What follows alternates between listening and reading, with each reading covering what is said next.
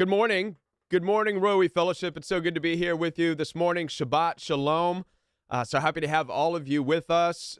Apologize for the late beginning this morning.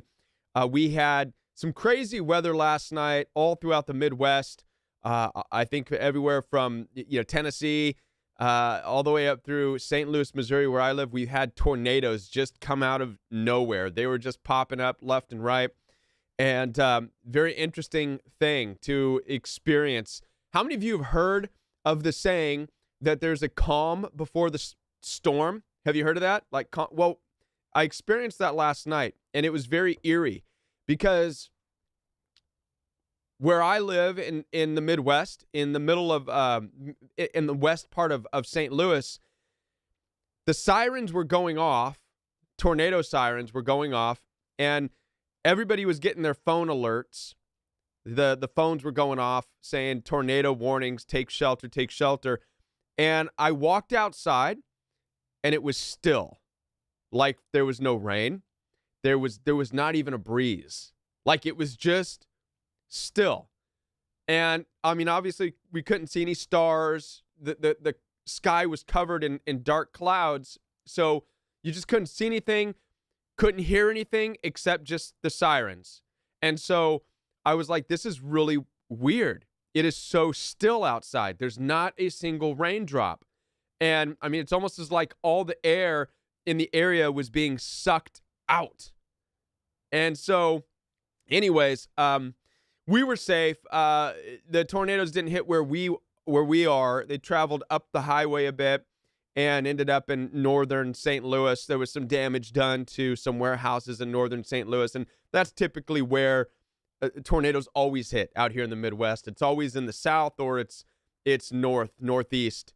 That's the way that they always travel, these storm fronts. But it was just a really interesting experience to experience that, what they call the calm before the storm, where it seems like all the air is just sucked away from an environment, and then suddenly, that storm, when it's right above you, when it hits you, it's just boom, and it drops. It drops hail, it drops lightning, and it drops tornadoes. And so that was our night last night.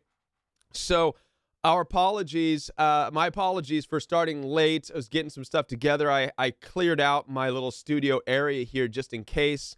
So I had to put things back together again. And so anyhow, enough of that. We're all safe. Hopefully everybody joining in who's in the Midwest area.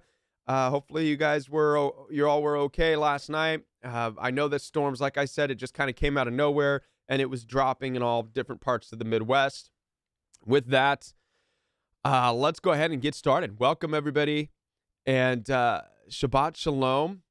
So happy that you're here. We're continuing on in our journey this morning, our journey together with Moses, with the mixed multitude coming out of Egypt.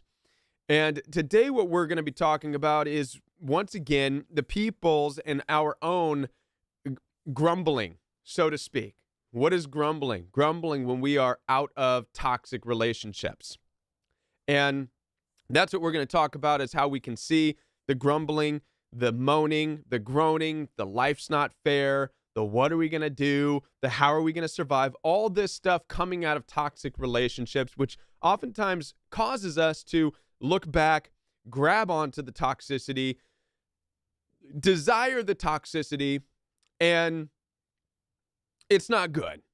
It's not good, right? So let's open up in prayer, everybody. Our Father, who art in heaven, how holy is your name? Your kingdom will come and your will shall be done here on this earth as it is in heaven. Give us this day and each and every day our daily bread, and forgive us of our sins as we forgive those who have sinned against us. Lead us not into temptation, and deliver us from the evil that's in this world. For thine is the kingdom and the power and the glory forever. And everybody says, amen. A couple of things in that prayer that we need to be reminded of. One, there is evil in this world. Lead us not into temptation and deliver us from the evil that's in this world. We need to have this understanding, first and foremost, that evil exists all around us. And if we are not careful, we will be tempted into these places of evil. This is exactly what happens in toxic relationships. Another thing to understand this prayer, it says, give us this day our daily bread. this is something that we also have a hard time with. We have become so, what's the right word to say here? We've become so comfortable in our living because we have Chick-fil-A and McDonald's. Who even eats that nasty stuff anymore? I don't know. No offense if you still eat McDonald's. But nonetheless, we have these things. We have everything at such ease. And we forget that really it's the Lord who feeds us. It's the Lord who sustains us. And with all of these easy ways to get food, we think that we're entitled to it. We forget of the real food that comes from the Lord. We forget to be thankful because it's so easy. Okay? And this is exactly what Exodus 16 is going to share with us. What we're going to see in chapter 16 of Exodus is as the people, the mixed multitude, are leaving, as God is taking them and driving them out of Egypt, and they've already left Egypt now. Egypt is gone. The people of Egypt are gone. The Pharaoh, they've all been wiped away into the Red Sea. So there's no going back now. There's no going back now. Now they're out of that relationship. They're out of that toxicity, and they're wandering around, and this now begins the mixed multitudes, the people's wandering for a long time, wandering away from what they knew, wandering away from the relaxation, even though they were oppressed.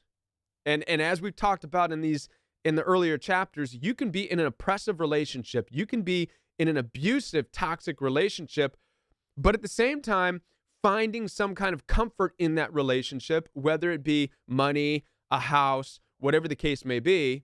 And it keeps you in there, and you get stuck in that. You find your safety in that, even though you're truly oppressed, even though you're abused. And you forget. You forget what it's like to really be free. You forget how difficult it can be to be free. How many of you know now it's difficult being free? Sometimes when you're free, as much as we want to be free, we realize that there's a burden on us now to fight for our own survival. Whereas at least when we were in an abusive relationship, we had a house, we had parties to go to, we had all the stuff that we think we need. We really don't. But it seems better than fighting for survival. But fighting for survival is where you're going to find freedom. All right? Doesn't always seem that way, but it's true. So now watch this. Chapter 16 of Exodus. You can follow along. The whole Israelite community, the mixed multitude that left Egypt, set out from Elim, came to the desert of Sin, which is between Elim and Sinai. On the 15th day of the second month after they had come out of Egypt, in the desert, the whole community grumbled against Moses and Aaron. So everybody's grumbling against Moses and Aaron. What are they saying? The Israelites said to them, if only we had died by the Lord's hand in Egypt. If only we would have died. If only we would have stayed there and died. What are they saying? We are out here wandering around in the desert. We are homeless. We are hungry. This freedom thing seems like it's not worth it. How many of you can relate to some extent to perhaps what these people were feeling, or perhaps to what Moses and Aaron are feeling, going, you guys are free. You're no longer oppressed. You're no longer in a toxic relationship. Or how many of you can relate to the grumbling of the mixed multitude? Saying, okay, I've listened to people tell me to leave that situation and I left, but now I'm alone. Now I'm hungry. I'm hungry for attention. I'm hungry for affection. I'm hungry to have a big house. I'm hungry to have that money. And if only I would have stayed, if only I would have died in that situation, it's better than being alone right now. How many of you can relate to that type of grumbling? Listen, if that's you, it's normal. If there's anything that Exodus is telling us, it's that it's normal of a human nature to have that longing when you come out of a toxic situation, to miss things about that. That is what is going on here. But watch this, because as we're going to find out, Moses and Aaron are getting irritated by it. You're going to notice that people in your life will get irritated by it. The Lord is getting irritated by it. Because from the outside, the Lord, Moses, Aaron are saying, you guys are just, you've been taken out of captivity. You've been brought out of a toxic relationship. And all you're doing is complaining, saying you wish you were back there because you don't want to be alone. You're afraid of what you're going to eat. So as we continue, they're all crying. They're all complaining. If only we had died by the Lord's hand in Egypt. There we sat around pots of meat. We ate all the food we wanted. But you have brought us out into this desert to starve all of us. So you could see how the people were now angry. They were at one moment, and watch this, at one moment they were rejoicing. Just in chapter 15, the last chapter, they were singing songs to the Lord. Oh, the Lord and his mighty hand. Oh, the Lord who saved us from Pharaoh. Oh, the Lord who wiped away all of Pharaoh's armies in the Red Sea. Oh, our Lord is great. And the very next day, why did you take us out here? We're dying. We have no food to eat. We're lonely. We're scared. If only you would have left us in that toxic relationship, that was better. Right? But here we are. We don't have anything. I used to have a nice place to live. I used to have parties with plenty of alcohol, and now I've got nothing. Right? This is how people can get, especially when people are coming out of toxic relationships. And in the beginning, this is how it can feel. And it may not be that extreme. I personally have felt that way. And it manifests differently. I may not have said, I was angry at the same time with toxic family members and situations, but a part of me was still in that place of, why can't I get along with those people? I would love to hang out with those people. I would love for us to all get along. I would love for us to have parties together, and it's not fair. And sometimes I would gripe against the Lord. Lord, I know you made me a good person. They're saying these horrible things. I'm going to march back in there and show them that they're wrong, and I'm going to live with them so we can continue to be a big family of partying and do what families are supposed to do. And what I don't realize is that the Lord is saying, Kevin, no. Kevin, stop thinking about the parties of that family and what it's supposed to look like being with that family. That is an oppressive environment that you don't belong in. Why are you missing it? And the Lord is saying the same thing to you as well. In your life, in your situation, why are you missing it? Sure, okay, you had some parties and this and that, but it's not worth the oppression. It's not worth the loss of your soul, the loss of who you are. And this is what these people didn't quite understand. So we're no different than the mixed multitude. We're no different than these people. We leave toxic environments and we miss some of the things that we had in those toxic, oppressive relationships. The Lord said to Moses, I will rain down bread from heaven for you. Verse 4, I will rain down bread from heaven for you. The people are to go out each day and gather enough for that day. In this way I will test them and see whether they will follow my instructions. On the 6th day, they are to prepare what they bring in, and that is to be twice as much as they gather on the other days. So Moses and Aaron said to the Israelites, in the evening you will know that it was the Lord who brought you out of Egypt, and in the morning you will see the glory of the Lord, because he has heard your grumbling against him. Who are we that you should grumble against us? Moses also said, you will know that it was the Lord when he gives you meat to eat in the evening and all the bread you want in the morning, because he has heard your grumbling against him. Who are we? You are not grumbling against us, but against the Lord. Moses is saying, listen, it's God who saved you from that toxic place. And now you're grumbling against the Lord. You see, the people were angry. They were channeling their anger against Moses and Aaron, saying, you are the ones who are leading us And Moses and Aaron, this is important for you and I to understand this too.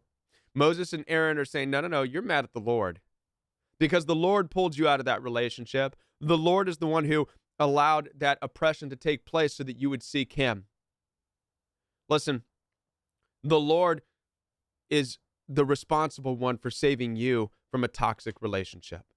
The Lord is responsible for saving me from the toxic relationship. We can sometimes point at different people saying, you failed in this situation, you failed, you did that, but at the end of the day, the Lord got us out of toxic environments. And that's who we really grumble against. And what we need to do is turn our grumbling against the Lord. The Lord can handle it. If we want to shake our fists at anybody, we can shake our fists at the Lord and say, you took us out of that toxic relationship and now I feel lonely. What are you going to do about it? I'm hungry. What are you going to do about it? And this is what the people did. The Lord heard their cry. So they looked to the desert, and there was the glory of the Lord in verse 10. The Lord said to Moses, I have heard the grumbling of the Israelites. Tell them at twilight you will eat meat, and in the morning you will be filled with bread. Then you will know that I am the Lord your God. So the Lord is telling them, listen, I will feed you. I will feed you. Yes, I hear your grumbling. Yes, I know you're lonely. Yes, I know you're afraid. I will satisfy you, but I'm going to do it in a way that is good for you. Yes, you miss what you had in Egypt and in that toxic situation, but I am going to sustain you. It's not going to look the same, but it's going to be sustaining. Will you listen to my instructions, and will you be okay with that? And this is interesting because what's about to take place looks nothing like what they had in Egypt. Again, in Egypt, they had comfort to an extent and relaxation. In Egypt, they had a McDonald's and a Chick-fil-A on every corner. They don't have any of that now. Okay? In the toxic relationship, they had things that were readily available for them. Now they don't. What the Lord is doing is saying, I have to break you from those things that you were used to having, and I have to show you that you can be sustained without it if you listen to my instructions. And the Lord tells you this and me this every day. Let go of what you had in the toxic relationships and take what I give you instead, which is going to be smaller. It's not going to look the same, but it's for your benefit.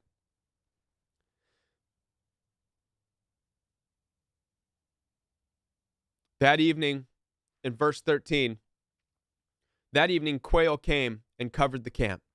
And in the morning there was a layer of dew around the camp. When the dew was gone, thin flakes of frost were on the ground, all over the desert floor. Little flakes of frost. I'm imagining probably looks like Raisin Bran cornflakes, but frost, right? It was all over the ground. All right. When the Israelites saw it, they said to each other, what is it? They didn't know what that stuff was. Moses said to them, it is the bread the Lord has given you to eat. This is what the Lord has commanded. Everyone is to gather as much as they need. Take an omer for each person you have in your tent.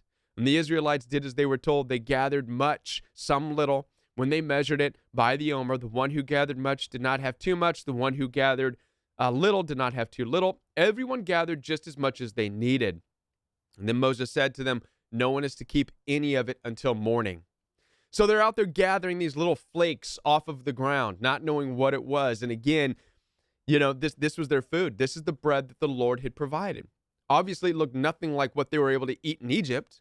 I mean, they came from eating these steaks and meats and whatever, right? These feasts, spaghettis and pizza and Chick-fil-A's and McDonald's, and now they're picking up little flakes off the ground. What is this stuff? What is this? I've got to eat this? That is disgusting, but it's food. All right? What the Lord is having to do is break the people of their comfort, break the people of what they grew to expect out of that toxic relationship. In toxic relationships, you're going to have things that are going to seem like it's everything you've ever wanted. You're going to have some of the nice things in life. but it's in a toxic situation. This is what people ultimately are afraid of leaving sometimes. Yeah, the relationship's toxic, but man, I have so much fun. I experience this and I experience that. And well, what if I go without? Well, and when you leave, the Lord's going to make sure you go without, because the Lord needs to break you of those addictions. The addictions that became chains in your life to the toxic environment. People want to know why there's a soul tie with toxic people. People want to know why it feels like you can't break free even when you're gone. People want to know why it's so hard. There's no such thing as soul ties. Your souls don't get tied to anybody. But what does happen is you become addicted. You become addicted to things in the relationship. You become addicted to maybe the sex. You become addicted to the lifestyle. You become addicted to whatever in these toxic relationships. You become addicted to the idea of having parties, addicted to the idea of a big family, addicted to the idea of lots of friends. And you're addicted to these things. This is the chains. This is what is binding you. And so what the Lord is doing with the mixed multitude here is saying, we're going to cold turkey this. I'm going to help you break these addictions. Here, forget about the steaks and the wines and the salamis that you ate. I'm going to rain down some frosted flakes, right? I think that's exactly what it is. Frosted flakes. The Lord rained down frosted flakes all over the desert and say, here's your food. Here's your food. And it's going to be nourishing enough. You'll survive off this. I promise you. Because I'm giving it to you. Right? People looked around gathering these frosted flakes off the ground, saying, at least you could give us some milk and some bowls, maybe? Some spoons? Just gonna pick these frosted flakes and eat these off the ground? Come on. So verse 21, each morning, everyone gathered as much as they needed. When the sun grew hot, it melted away. On the sixth day, they gathered twice as much. The elders for each person and the leaders of the community came and reported this to Moses. He said to them, this is what the Lord commanded. Tomorrow is to be a day of Sabbath rest, a holy Sabbath to the Lord. So bake what you want to bake and boil what you want to boil. Save whatever is left and keep it until morning. So they saved it until morning, and Moses commanded, and it did not stink or get maggots in it. Eat it today, Moses said, because today is Sabbath to the Lord. You will not find any of it on the ground today. 6 days you are to gather, but on the seventh day, the Sabbath, there will not be any.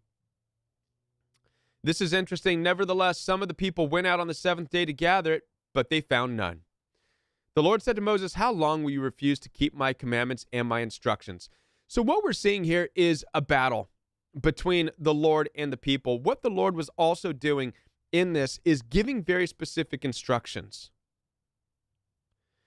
For example, in verse 19, if we go back up to verse 19, Moses said to them, as you're picking up these frosted flakes off the ground, only take what you're going to eat that day and make sure you eat it during the day. Thus saith the Lord. No one is to keep any of it until the morning. In verse 20, it says this, however, some of them paid no attention to Moses. Some of them paid no attention to the Lord's commands. They kept part of it till morning, but it was full of maggots and began to smell. So Moses was angry. Imagine, you say, listen, don't keep it till morning. Eat it tonight. You wake up the next day, and suddenly there's this foul smell all throughout the camp. What is that? You find out there's people with bags full of this stuff. Well, we kept some of this until morning. We thought that you would. Did you not hear what we said?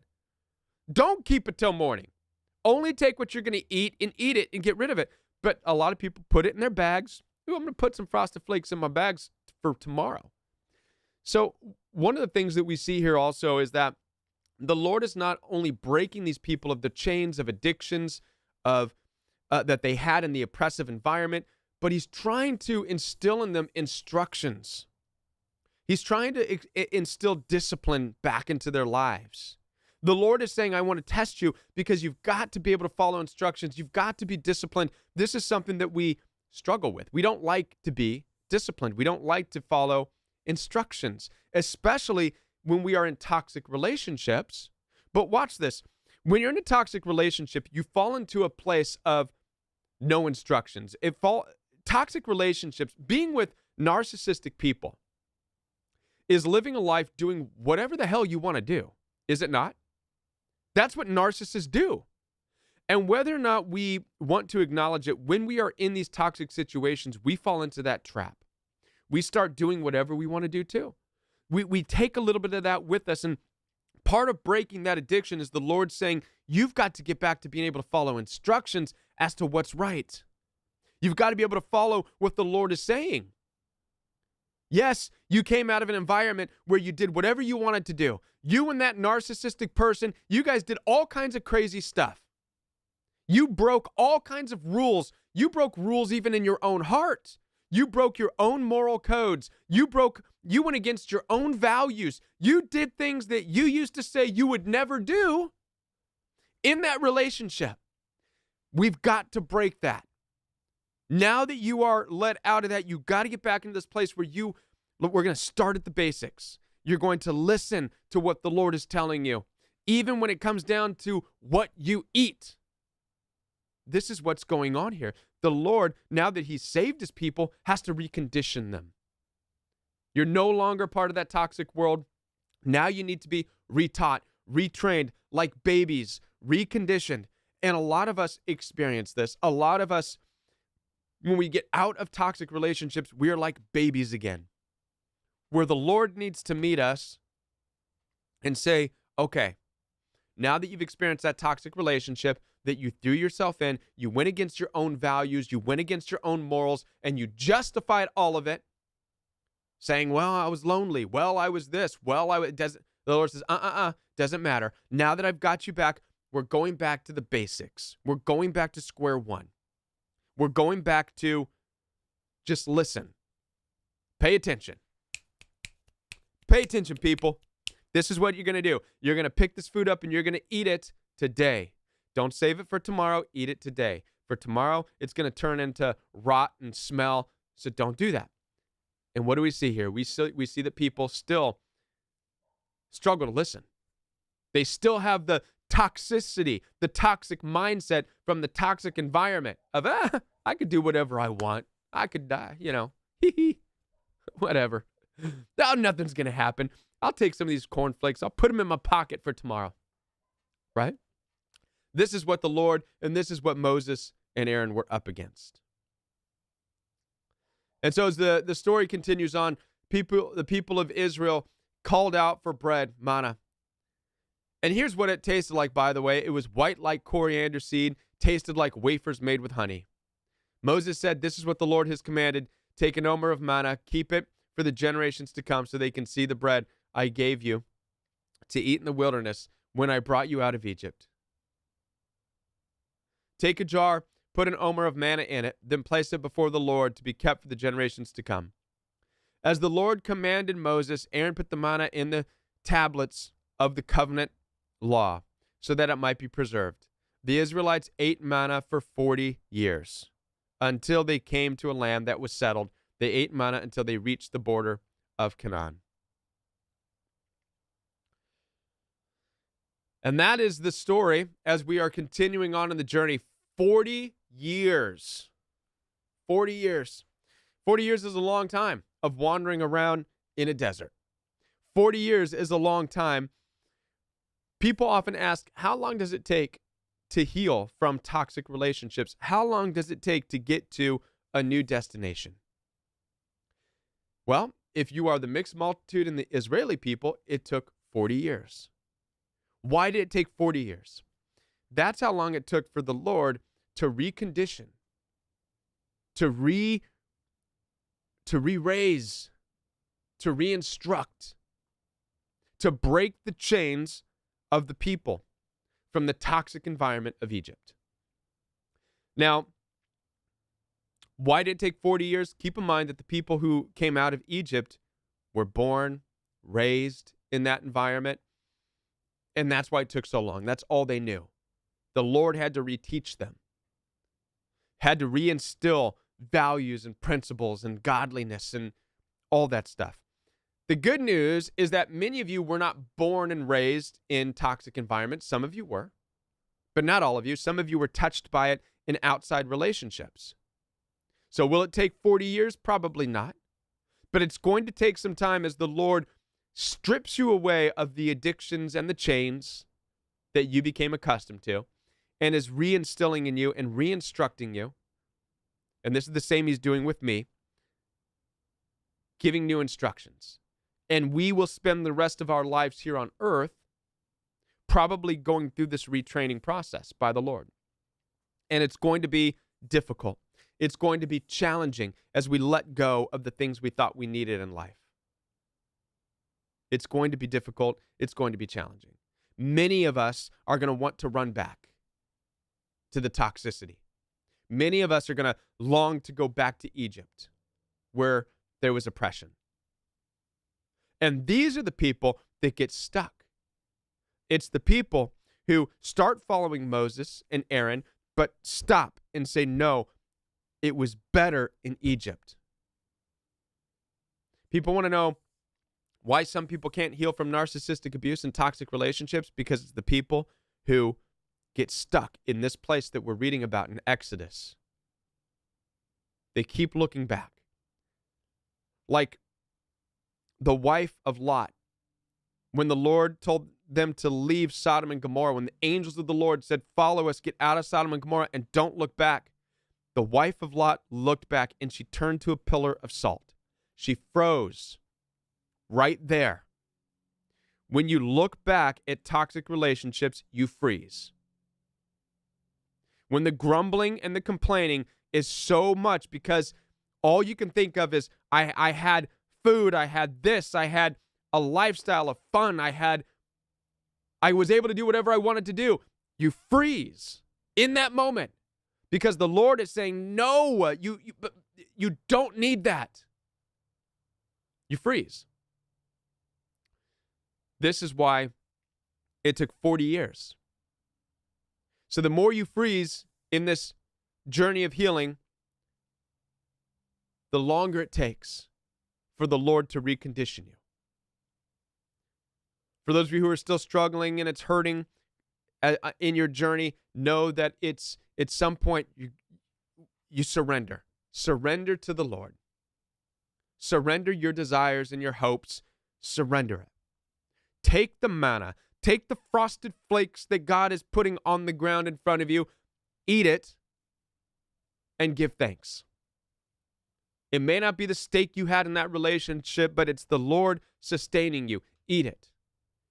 And don't look back. Don't look at Egypt. Don't look at that relationship and be envious, be jealous. Don't miss it. The more you do, the longer it takes to get you to where the Lord wants to take you. Listen, I want to be, for a moment there, I thought that this was a regular Royal We video. I forgot that I was live here. That's going to wrap up this chapter. I was going to say, for those of you who need help in your healing journey, you can call me. I have, whatever. I have appointments, one-on-one appointments, phone calls, telephone calls. Well, listen, Royal We Fellowship, I am so thankful for you, for being here. I'm hoping that this message is encouraging to you. It is encouraging to me as I am here looking at these messages myself.